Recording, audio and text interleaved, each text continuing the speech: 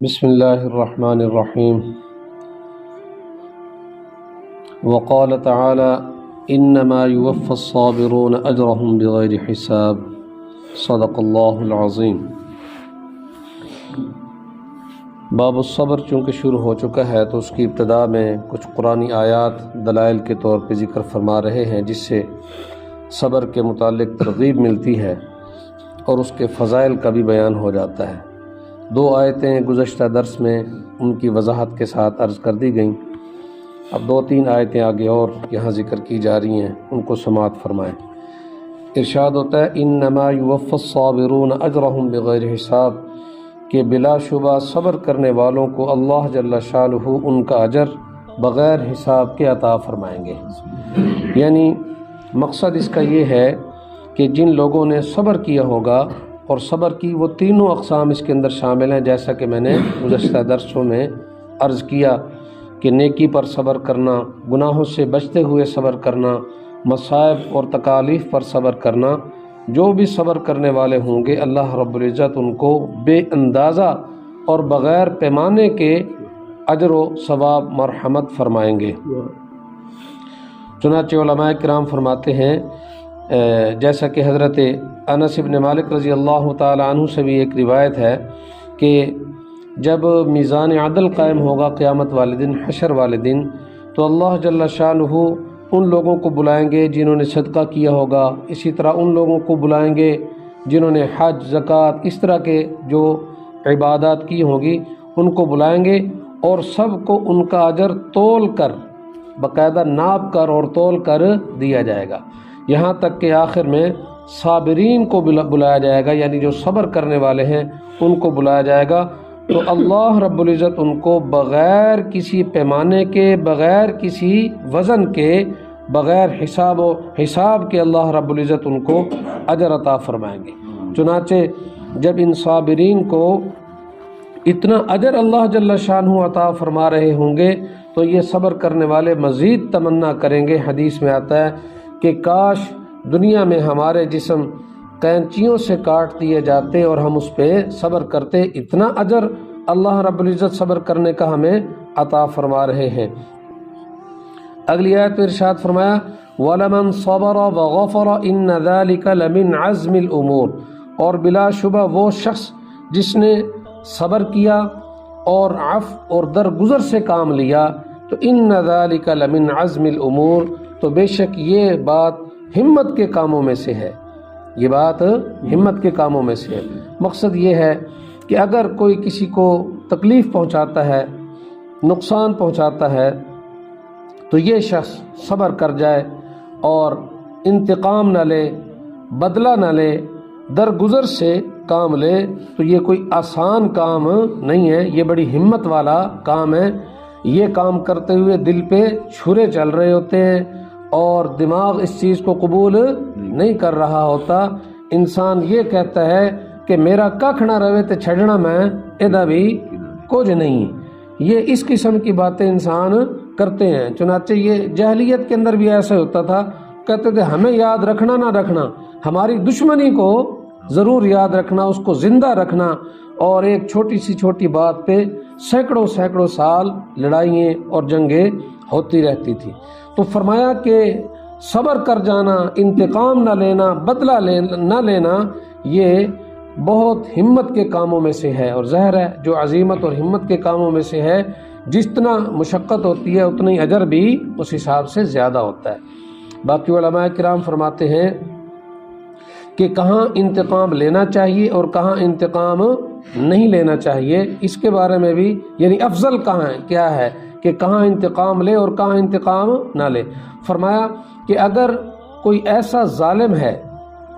کہ اگر اس سے بدلہ نہ لیا جائے، اس کے راستے میں رکاوٹ نہ کھڑی جائے، تو اس کا اور ریٹ کھل جائے گا اور اس کو اور جرأت ہوگی اور وہ اور لوگوں کو نقصان پہنچائے گا، تو وہاں پر بدلہ لے لینا افضل ہے۔ اور اگر خدا نخواستہ کسی سے غلطی سے،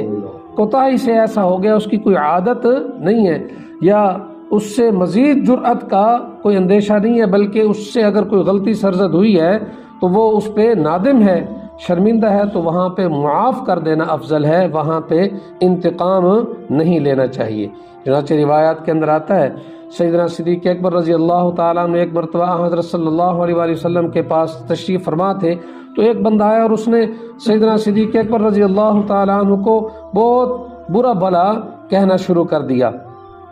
سیدنا صدیق اکبر رضی اللہ تعالیٰ عنہ کافی دیر تک خاموشی سے اس کی بات سنتے رہے، لیکن جب اس بندے نے حد ہی کر دی تو سیدنا صدیق اکبر رضی اللہ تعالیٰ عنہ نے بھی کوئی ایک آدھ جواب دے دیا۔ جب حضرت ابوبکر صدیق رضی اللہ تعالیٰ عنہ نے یہ جواب دیا تو حضرت صلی اللہ علیہ وآلہ وسلم اٹھ کر چلے گئے، اور ایسے لگا کہ جیسا کہ کچھ ناراضگی کا اظہار کیا۔ تو سیدنا صدیق اکبر رضی اللہ تعالیٰ عنہ نے دریافت کیا کہ آپ اٹھ کے چلے گئے، تو جس ٹائم میرے اوپر وہ باتیں کرتا رہا آپ خاموش رہے، لیکن جب میں نے کوئی بات کی تو آپ تشریف لے گئے، اس کی کیا وجہ ہے؟ فرمایا کہ جب تک آپ خاموش تھے اللہ نے ایک فرشتہ تمہاری طرف سے مقرر کیا ہوا تھا جو اس کو جواب دے رہا تھا، جب آپ نے جواب دیا تو پھر وہ مدد آپ سے اللہ تعالیٰ کی اٹھ گئی۔ اس لیے حدیث پاک کے اندر آتا ہے نا، انصر اخاک ظالما او مظلوما، اپنے بھائی کی مدد کرو، ظالم ہے یا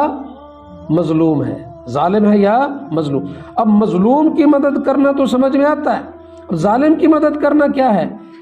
ظالم کی مدد کرنا کیا ہے؟ ظالم کی مدد کرنا یہ ہے کہ ایسا عمل کیا جائے کہ وہ اپنے ظلم سے باز آ جائے، اس کو مزید ظلم کرنے کی فرصت نہ ملے۔ اگلی آیت کے اندر اللہ جل شانہ نے ارشاد فرمایا استعینوا بالصبر والصلاۃ ان اللہ مع الصابرین، کہ مدد طلب کرو تم صبر کے ذریعے اور نماز کے ذریعے، بے شک اللہ جل شانہ صبر کرنے والوں کے ساتھ ہیں۔ اس آیت کے اندر اللہ جل شانہ نے نسخہ اکسیر یہاں گویا کہ بتلا دیا کہ اگر تم کامیاب ہونا چاہتے ہو تو پھر کیا کرو؟ صبر اور نماز کے ذریعے مدد طلب کرو، انشاءاللہ تم دنیا کے اندر بھی کامیاب ہو جاؤ گے اور آخرت کے اندر بھی کامیاب ہو جاؤ گے۔ چنانچہ حدیث پاک کے اندر آتا ہے صبر کے متعلق کہ قیامت والے دن، یہ حشر والے دن، یہ اعلان کیا جائے گا کہ صابرین کہاں ہیں، یعنی صبر کرنے والے کہاں ہیں؟ تو ایک بڑی جماعت اٹھے گی تو اللہ جل شانہ فرمائیں گے کہ ان کو بغیر حساب و کتاب کے جنت میں داخل کر دو، ان کو بغیر حساب و کتاب کے۔ تو یہ صبر کرنا مشکل ہے لیکن اس کا اجر بہت زیادہ ہے۔ اور نماز کے متعلق فرمایا کہ حضرت صلی اللہ علیہ وآلہ وسلم کا بھی، صحابہ کرام رضوان اللہ تعالیٰ علیہ مجمعین کا بھی، بلکہ ہمارے جتنے بھی بزرگ اکابر اولیاء اللہ گزرے ہیں ان سب کا یہ معمول رہا ہے کہ جب بھی کوئی مشکل درپیش آتی تو فٹافٹ اللہ کی بارگاہ میں سجدہ ریز ہوا کرتے تھے۔ حضرت صلی اللہ علیہ وآلہ وسلم بھی ایسے کیا کرتے تھے۔ تو گویا نماز جو ہے وہ اللہ رب العزت سے براہ راست لینے کا ذریعہ، اس لیے فرمایا کہ یہ دو نسخے تمہیں دے رہے ہیں اگر کامیاب ہونا چاہتے ہو، پریشانیوں سے بچنا چاہتے ہو، کہ ایک تو صبر کر جاؤ، اپنے اندر تحمل برداشت پیدا کرو، دوسرا جب بھی کوئی مسئلہ درپیش آئے تو نماز کی طرف رجوع کرو، انشاءاللہ اللہ تعالیٰ براہ راست تمہیں عطا فرمائیں گے۔ اور فرمایا ان اللہ مع الصابرین، کیونکہ اللہ تعالیٰ کس کے ساتھ ہوتے ہیں؟ صبر، یعنی اللہ تعالیٰ کی نصرت اور اللہ کی مدد یہ کس کے ساتھ ہوتی ہے؟ صبر کرنے والوں کے ساتھ ہوتی ہے۔ اور آخری آیت یہاں پہ یہ ذکر فرمائی وَلَنَبْلُوَنَّكُمْ حَتَّى نَعْلَمَ الْمُجَاهِدِينَ مِنْكُمْ وَالصَّابِرِينَ، کہ بلا شبہ ہم تم کو ضرور بضرور آزمائیں گے یہاں تک کہ ہمیں پتہ لگ جائے کہ کون جزا فضا کرنے والا ہے تم میں سے اور کون صبر کرنے والا ہے۔ اللہ رب العزت کی آزمائش اس وجہ سے بھی ہوتی ہے کہ پتہ لگ جائے کہ کون آزمائش پہ پورا اترتا ہے اور اللہ کی رضا میں راضی رہتا ہے، اور کون اپنی خواہش نفسانی کے مطابق چلتا ہے اور کہتا ہے کہ نہیں میں نے اب ایک معاملہ گزشتہ دنوں ہمارے سامنے آیا، اب کر کچھ نہیں سکتے تو کہتے ہیں ہم نے اللہ کے سپرد کر دیا۔ اللہ کے سپرد کرنے کا مطلب بھی یہی ہے، وَأُفَوِّضُ أَمْرِي إِلَى اللَّهِ کا کیا مطلب ہے؟ کہ میں اپنے معاملے کو اللہ کے سپرد کرتا ہوں۔ کیا مطلب؟ کہ پھر میں اس معاملے کو نہ سوچتا ہوں نہ اس کے متعلق کوئی اور ایفرٹ کرتا ہوں، بس اب میں نے اللہ جانے کہ اللہ دا کم جانے۔ لیکن ہمارے ہاں یہ ہے کہ ہم منہ سے یوں تو کہتے رہتے ہیں اللہ دے سپرد، اللہ دے سپرد، کوشش کرتے ہیں کہ ایسی بھی گلی دی نکر تک تے اگلے بندے نو پہنچا کے آئیے نا، یعنی طبیعت ودی بنا کے رکھی، اس کو تفویض इल्लल्लाह नहीं कहा जाता। तफवीज़ इल्लल्लाह ये है कि जब अल्लाह के सपुर्द कर दिया फिर चुप कर जाओ, फिर अल्लाह जाने और अल्लाह का काम जाने। और अस्सब्र इंद सदमतिल ऊला, सब्र जो है वो इब्तदाई सदमा के वक्त है, यानी जब शुरू में हादसा पेश आ जाए, शुरू में कोई परेशानी हो, उस वक्त सब्र है, बाद में तो सब कोई क्या आ जाता है, सब्र आ जाता है। इसलिए अल्लाह ताला फरमाते हैं कि हम तुम्हारी आजमाइश करेंगे कि कौन जज़ा फज़ा करने वाला है और कौन